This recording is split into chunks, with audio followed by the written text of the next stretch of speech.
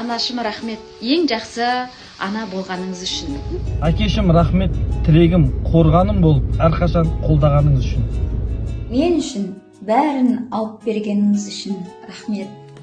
Асқар тауым әкешім, маған әке болғаныңыз үшін, өмірдің барлық қиындықтарына төтеп беруді үйреткеніңіз үшін, Асқар тау болғаныңыз үшін мың алғыс.